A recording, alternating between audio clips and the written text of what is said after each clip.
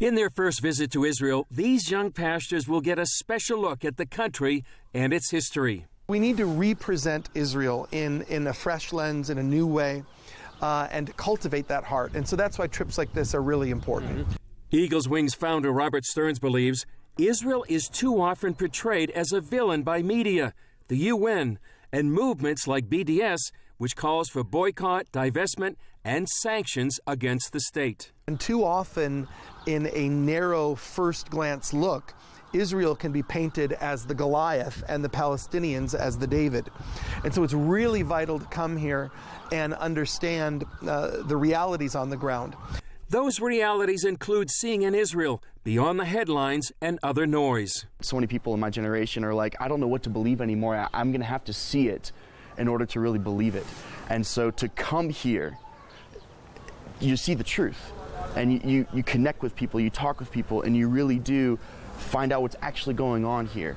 Some felt that as millennials motivated by social justice, they needed to hear the Jewish side of the Israeli-Palestinian conflict. Taking the journey really of the Jewish people and being able to walk that with them, and then being able to now say, I stand with Israel. After seeing their journey, there's no other side to stand on, and you can't grasp that unless you're here. Rabbi Penny Dunner, one of America's leading young rabbis, joined this group of evangelical pastors. I think that they get it, and I think that the more that Jews realize that they have brothers and friends in the evangelical world, and particularly with the emerging generation of millennials, I think the greater the chances for the success of the State of Israel and for the coming of the Messiah. Chris Mitchell, CBN News, Jerusalem. For Jews, the Temple Mount is the most sacred place. 2 Jewish temples stood here during Bible times. Jesus visited, preached, and worshipped at the Second Temple, yet Muslims deny it ever existed. Archaeology backs up the Bible, which says it's our holiest place. It's the center.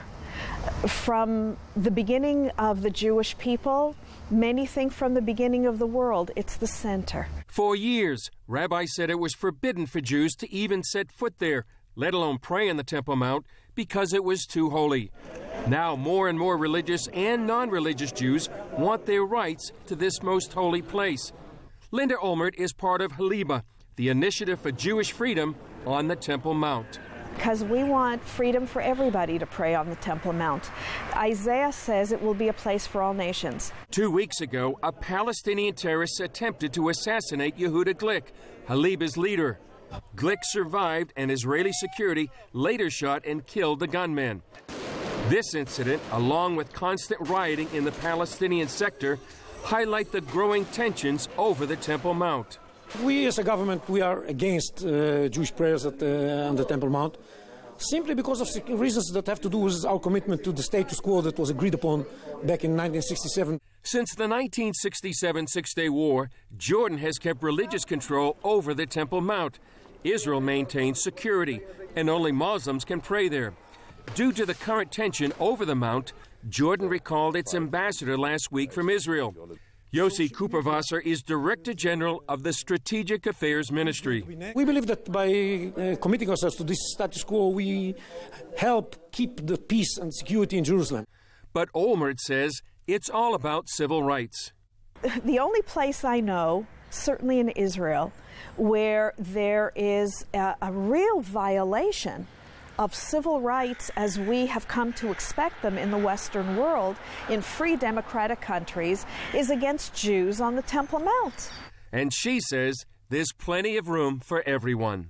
And I believe that when the Messiah comes, he'll solve all the problems should there be. Until then, I believe that there's a place for all nations on the Temple Mount.